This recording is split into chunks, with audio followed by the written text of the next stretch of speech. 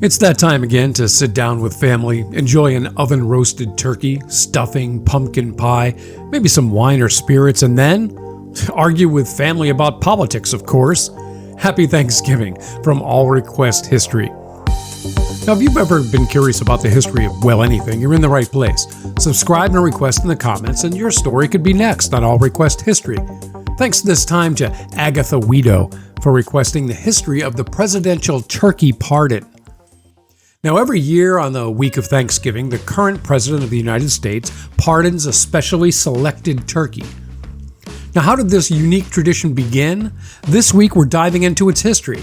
Thanksgiving has been celebrated in the United States since the 1600s, but the tradition of pardoning a turkey is relatively recent in comparison. Some trace the roots of the turkey pardon back to 1863 when President Abraham Lincoln spared a turkey intended for Christmas dinner at the request of his son Tad. Now, Tad had grown up very attached to this bird and became a Lincoln family pet. Tad named it Jack and convinced his father to spare its life. Now, that story may or may not even be true, but this wasn't exactly the start of the annual tradition. For decades, turkeys were regularly gifted to the presidents from selected United States farms, not as pets, but for the White House dinner table. Now, here's a question. What's the name of the turkey pardoned by President Trump in 2020? The answer is coming up. There is a tradition of the National Turkey Federation annually presenting the President of the United States with a Thanksgiving turkey since 1947. Now let's flash forward to 1963. President John F. Kennedy became the first president to kind of pardon a turkey publicly.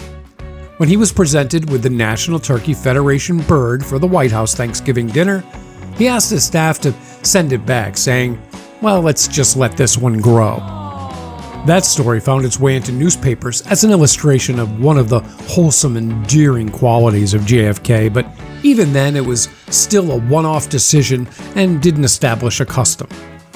President Ronald Reagan was presented a Thanksgiving turkey by the Federation as a televised Rose Garden ceremony in 1987. Look, I had a chance to shoot a bunch Still just a the presentation of the presidential Thanksgiving turkey, it was supposed to be a lighthearted holiday event, but it got turned into an uncomfortable presidential fielding of questions about the Iran-Contra affair.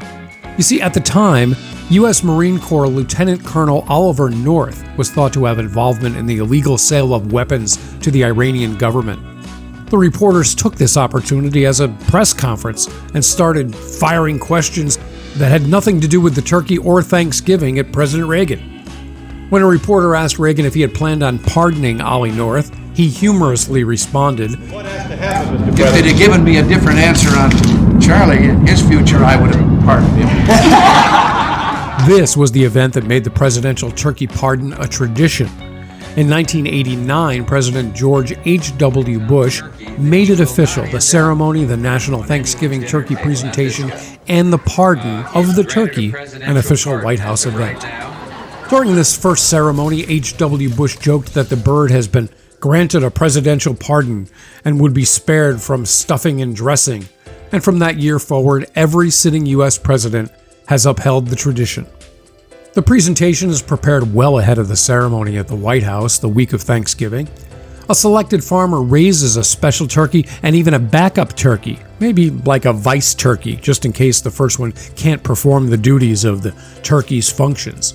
They're raised with special care, groomed and even trained to remain composed during flashing lights and loud music for their media event appearance. Maybe they even get assigned Secret Service agents? Nah. Now, starting in 2006, both the presidential turkey and the vice turkey have been given names. A few examples here will give you an idea of the name selection process. In 2010, their names were Apple and Cider. 2013, Popcorn and Caramel. 2016, Tater and Tot. 2018, Peas and Carrots. 2021, Peanut Butter and Jelly. You get the idea. Now, to answer our earlier question, though, Trump's turkey from 2020, they were named Corn and Cob. Now, this traditional ceremony was originally intended by the National Turkey Federation to help educate customers about the turkey industry and its importance in American culture. Like anything else political that started decades ago, however, the American culture has changed and some of the traditions no longer seem appropriate. So this tradition has not been without its controversy. The pardon of the turkey ceremony has been cited as an illustration of carnism. That's a term used to define humanity's relation to other animals. Animal rights activists cite that it's an example of the vast mistreatment of animals. However, a 2012 study found that most media reporting on the turkey pardoning ceremony celebrated the poultry industry while marginalizing the link between living animals and meat. Today, the pardoned turkeys live out their days on farms and petting zoos. Once they're pardoned, they're free from the fate of the Thanksgiving table, although, as we just mentioned, there are millions being consumed elsewhere. But it seems that most Americans see this event as a lighthearted moment in the presidential calendar, and it adds a bit of humor and warmth to the season. So while the tradition may have taken a while to take shape, and not everybody agrees with its tradition, it does continue to be a part of the American Thanksgiving holiday, and each year audiences tune in to see which turkey will be spared and given a second chance on life. Either way, happy Thanksgiving from all of us here at All Request History.